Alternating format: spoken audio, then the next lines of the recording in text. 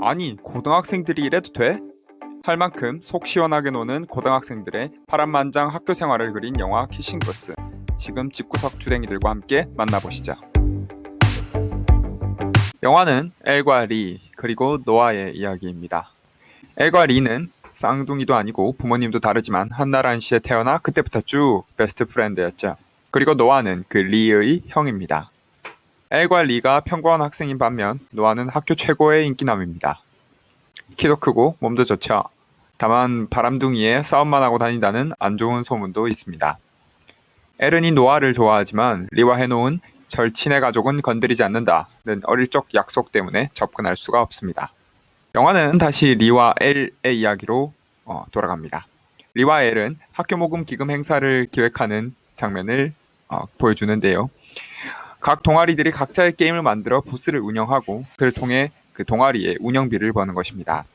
리와 엘이 속한 댄스부는 다른 부서들이 이미 할 만한 게임들은 전부 채가버려서 할 게임이 없어 고민에 빠지게 됩니다. 그리고 키싱부스라는 것을 운영하는 생각에 이르게 되죠. 이 키싱부스가 뭐냐 하면 약간 프리어그 같은 느낌으로 생각하시면 되는데요. 무대 위에 한둘의 남녀가 서 있으면 원하는 사람은 다가가서 키스를 하면 되는 겁니다. 말로 하니까 되게 이상한데요. 서양 사람들은 이런 것도 하는구나 하고 넘겨주시면 되겠습니다. 리와 엘이 키싱부스를 기획하느라 바쁜 어느 날 여름방학 동안 체형이 많이 바뀐 엘의 교복 바지가 터지는 일이 발생합니다. 그래서 어릴 때 입던 짧은 교복 치마를 입고 학교에 등교하게 되죠. 그리고 일이 발생합니다. 짧은 교복 치마로 장난을 심하게 치던 놈이라고 해야 맞을 것 같아요. 여튼 이놈이 엘의 몸에 손을 대게 되고 화가 난 노아가 그를 패버리죠. 엘과 노아와 그 놈은 화장실에 불려가게 됩니다. 여차저차해서 그놈과 화해한 엘은 그와 데이트를 하게 되지만 그러다가 기다리는 것만 한 1시간 기다렸나 봐요. 바람을 맞게 됩니다. 그리고 뒤늦게 찾아온 그놈에게 사건의 전말을 듣게 되죠. 사실 노아가 엘을 지금껏 다른 남자들에게서 보호하고 있었다는 사실입니다. 접근하려고 하면 협박하고 이런 식으로요. 이 사실을 알게 된 엘은 노아에게 따져 묻지만 노아는 웃어넘길 뿐입니다. 리와 엘이 키싱부스를 운영하는 당일 억지로 무대에 올라가게 된 엘과 그때 찾아온 노아가 키스를 하게 되고 결국 엘과 노아는 사랑에 빠지게 됩니다. 하지만 노아는 몇 달 뒤 하버드가 있는 보스턴으로 떠날 예정입니다. 또 리에게 이를 어떻게 설명해야 할지 모르겠다라는 엘의 문제도 있죠. 이런 상황을 차일피일 미루다 리는 결국 둘이 사귄다는 사실을 알게 되고 큰 배신감에 둘 모두를 손절해버립니다.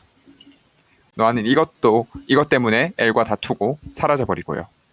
결국 혼자 남은 엘과 리는 또 우여곡절 끝에 어릴 적 추억을 되새기며 화해하게 됩니다. 남은 건 노아. 노아가 졸업식 파티 날 돌아오게 되고 엘은 리를 버릴 수 없어 사랑한다는 노아의 말을 매몰차게 거절해버리죠. 그러나 여기서 끝나면 하이틴물이 아니죠. 결국 극적인 화해 끝에 노아와 엘은 다시 사랑에 빠지고 노아가 하버드로 가기 전 몇 달 동안 시간을 같이 보내다 결국 노아가 하버드로 떠나는 장면을 마지막으로 키싱부스 1편이 마무리됩니다.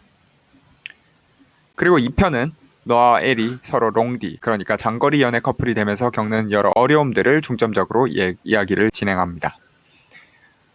노아는 타지에서 대학교를 다니게 되면서 엘과 연락이 점점 뜸해집니다.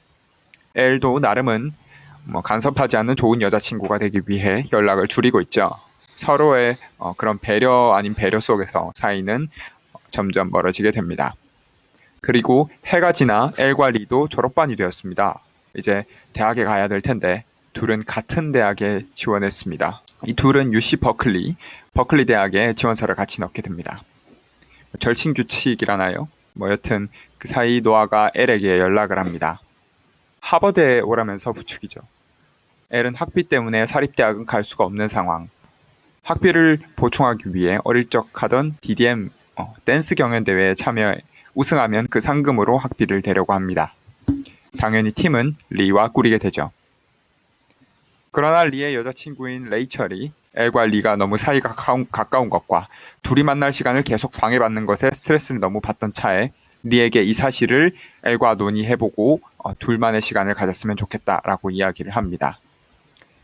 리는 그렇게 하면 엘이 노아도 없이 혼자 있는데 상처받을 것을 알고 이 이야기를 숨긴 채 댄스 경연대회를 연습하다 발목이 삐끗한 것처럼 속여 다른 친구인 마르코를 추천하게 됩니다. 이 마르코는 소위 폭풍의 전학생인데요. 잘생겼고 몸도 좋습니다. 처음에는 투닥거리던 엘과 마르코는 여러 사건 끝에 점점 친해지게 됩니다.